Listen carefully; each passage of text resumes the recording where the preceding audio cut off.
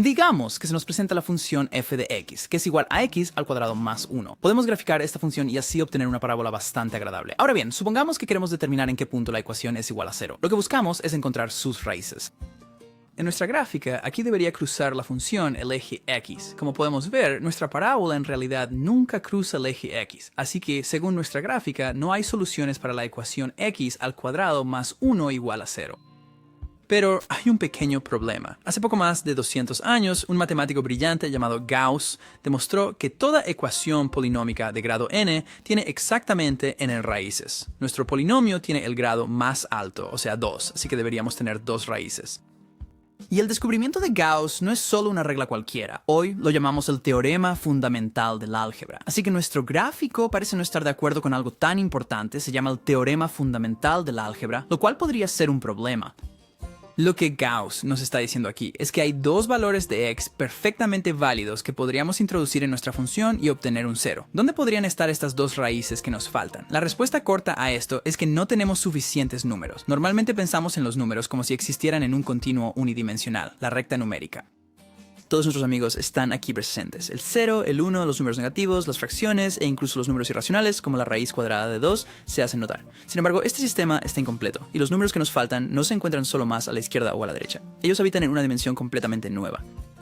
Algebraicamente, esta nueva dimensión tiene todo que ver con un problema que fue considerado imposible por más de 2000 años, la raíz cuadrada de menos 1. Cuando incluimos esta dimensión que faltaba en nuestro análisis, nuestra parábola se vuelve mucho más interesante. Ahora que nuestros números de entrada están en su forma bidimensional completa, podemos ver cómo nuestra función x al cuadrado más 1 realmente se comporta.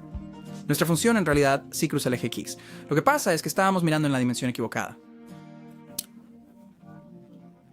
Entonces, ¿por qué esta dimensión adicional que poseen los números no es de conocimiento general? Parte de la razón es que se le ha dado un nombre verdaderamente terrible, un nombre que sugiere que estos números ni siquiera son reales. De hecho, el propio Gauss tuvo algo que decir sobre esta convención de nombres.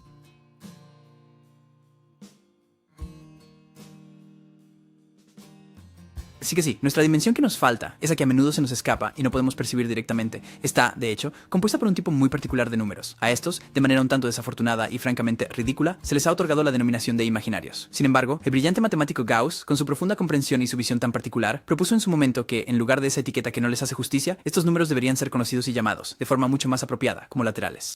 Así que de aquí en adelante consideremos que lateral significa imaginario. Para entender mejor los números imaginarios, quiero decir laterales, y comprender realmente lo que sucede aquí, dediquemos un poco más de tiempo a pensar en los números mismos. Los primeros humanos solo necesitaban los números naturales, es decir, 1, 2, 3 y así sucesivamente. Esto tiene sentido por cómo se usaban los números, así que para los primeros humanos, la recta numérica habría sido solo una serie de puntos. A medida que las civilizaciones avanzaban, la gente necesitaba respuestas a preguntas matemáticas más sofisticadas, como cuándo plantar semillas, cómo dividir la tierra y cómo llevar un registro de las transacciones financieras. Los números naturales ya no eran suficientes, así que los egipcios innovaron y desarrollaron una nueva solución de alta tecnología, las fracciones. Las fracciones llenaron los huecos en nuestra recta numérica y fueron básicamente tecnología de vanguardia durante un par de miles de años. Las siguientes grandes innovaciones en la recta numérica fueron el número 0 y los números negativos, pero llevó un tiempo que todos lo aceptaran. Como no es obvio qué significan estos números o cómo encajan en el mundo real, el 0 y los números negativos fueron recibidos con escepticismo y en gran medida evitados o ignorados. Algunas culturas eran más suspicaces que otras, dependiendo en gran parte de cómo la gente veía la conexión entre las matemáticas y la realidad.